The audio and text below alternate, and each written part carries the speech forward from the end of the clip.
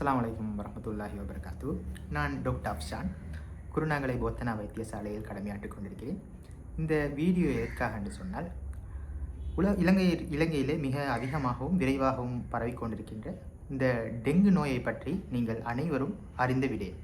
ஆனால் இந்த டெங்கு நோயை பரப்புகின்ற இந்த டெங்கு நுளம்பை பற்றி காண கிடைக்கின்ற வீடியோக்கள் மிக குறைவாக காணப்படுகிறது. இந்த வீடியோ இன்றைக்கு போடுவதற்கு மிக முக்கியமான காரணம் என்னவென்று சொன்னால், குருநாகலையில் அதிகமாக எங்களோட போர்டுக்கு அட்மிட் ஆகக்கூடிய மிக அதிகமான பேஷண்ட்கள் குறிப்பாக முஸ்லீம் கிராமங்கள்லேருந்து தான் அதிகமான 90% பேஷண்ட்ஸ் அட்மிட் ஆகிறாங்க. அதிலும் குறிப்பாக மல்லப்பிட்டி தெளியாகோனை பகுதியில் இருந்து தான் அதிகமான பேஷண்ட்ஸ் அட்மிட் ஆகிற காட்சியை நாங்கள் பார்க்குறோம். இதுவரைக்கும் இலங்கையிலே 90,000க்கு மேற்பட்ட டெங்கு நோயாளர்கள் ரிப்போர்ட் ஆகிறாங்க. அதே நேரம் ஆகஸ்ட் மாதத்தில் மட்டும், இன்றைக்கு 13ஆம் தேதி, ஆகஸ்ட் மாதத்தில் மட்டும் 5,000க்கு மேற்பட்ட டெங்கு நோயாளர்கள் இலங்கையில் ரிப்போர்ட் ஆகிக்கிறாங்க. இந்த டெங்கு நோயை பற்றி பார்த்தோம்னு சொன்னால், டெங்கு நோய் டெங்கு வைரஸால் தான் பரப்பப்படும். இந்த டெங்கு வைரஸை ஒரு நோயாளர்லேருந்து இன்னொரு நோயாளர்கிட்ட கொண்டு செல்வது ஒரு நுளம்பு. 2 வகையான நுளம்பினங்கள் இதற்கு காரணமாக இருக்கிறது. ஈடிஸ் ஈஜிப்டி, ஈடிஸ் அல்போபிக்டஸ் என்ற 2 நுளம்பினங்கள் இலங்கையில் மிக முக்கியமாக டெங்கு நோயை கடத்தக்கூடியதாக இருக்கிறது. இந்த நுளம்பினங்கள் ரெண்டும் டெங்கு நோயை மட்டும் இல்லை, சிக்கன்குனியா, ஜிகா வைரஸ் போன்ற ஏனைய வைரஸ்களையும் அது கடத்தக்கூடியது. மிக முக்கியமாக இலங்கையில் பரப்புறது டெங்கு நோயையும் சிக்கன்குனியாவும் தான். இந்த 2 நோயாளிகள் தான் அதிகமாக அட்மிட் ஆகிறாங்க. இந்த டெங்கு நுளம்பு எப்படி அது பரவுதுன்னு சொன்னால், ஒரு இடத்துலேருந்து அது 400 மீட்டர் தொலைவுக்கு பறக்கக்கூடியது. ஒரு வீட்டில் அது ப்ரீட் ஆயிடுச்சுன்னு சொன்னால், முட்டையிட்டு அது முழுமையான நுளம்பாக மாறிச்சுன்னு சொன்னால், ஒரு இடத்துலேருந்து அது 400 மீட்டர் தூரம் வரை பறக்கும்.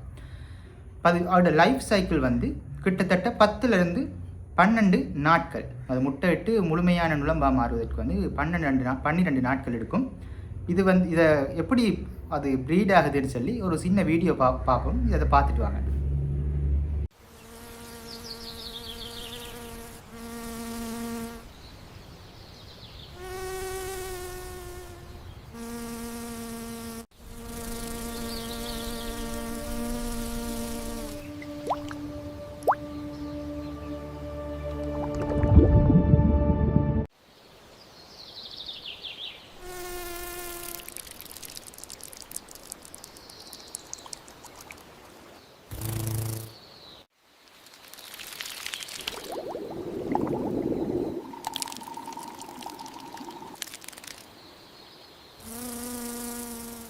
நான் ஏற்கனவே சொல்லியிருந்தேன், இந்த குருநாகல் டவுனை சுற்றியுள்ள முஸ்லீம் கிராமங்கள்லேருந்தும் அதிகமாக டெங்கு நோயாளர்கள் ரிப்போர்ட் ஆகிறாங்கன்னு சொல்லி.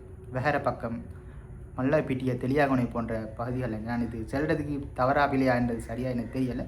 இது உண்மையான நிலவரம் இதுதான். இதை செல்ல வேண்டும் என்பதற்காக தான் இந்த வீடியோவை போட்டேன்.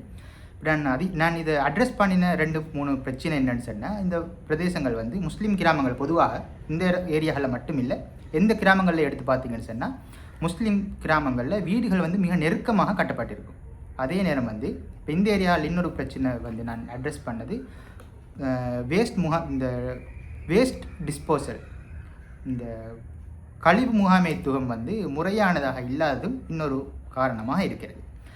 நீங்கள் ஏற்கனவே இந்த வீடியோவில் பார்த்த மாதிரி பல நுளம்பு இந்த தூய மிக சிறிய நீர்த்தேக்கங்களில் தான் அது முட்டையிட்டு பெருகக்கூடியதாக இருக்குது.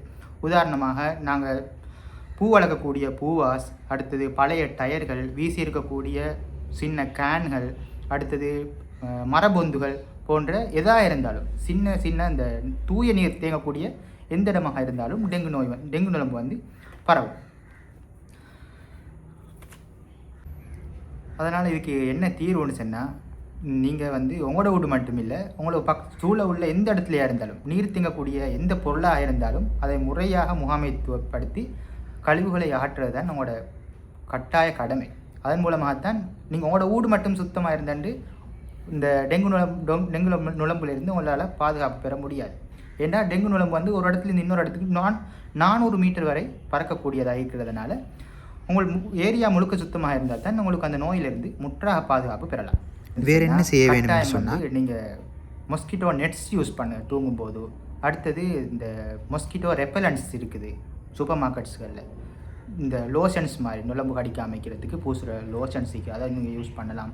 அடுத்து லாங் ஸ்லீவ் ஷர்ட் ட்ரௌசர்ஸ் நீங்கள் யூஸ் பண்ணுங்கள்.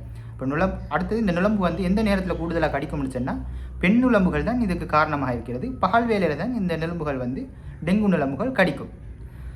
அதனால் இதிலிருந்து நீங்கள் முற்றாக நெலும்பு கடிக்கிறதுலேருந்து தவிர்த்து இந்த நோயிலிருந்து பாதுகாப்பு பெற இந்த இயன்ற முயற்சிகளை எடுப்போம் என்று கேட்டு விடைபெறுகின்றேன். நன்றி. டெங்கு நுளம்பை பற்றி ஒரு பேசிக் நாலேஜ் ஒன்று உங்களுக்கு கிடைச்சிருக்கின்ற நான் நம்புகிறேன். இதன் மூலமாக டெங்கு நுளம்பிலிருந்து பாதுகாப்பு பெற்று ஆரோக்கியமாக வாழ்வதற்கு எல்லாம் வல்ல இறைவன் கிருபை செய்ய வேண்டும் என்று கேட்டு விடைபெறுகிறேன். என்னுடைய யூடியூப் சேனலையும் வந்து சப்ஸ்கிரைப் பண்ணி வச்சுக்கோங்க.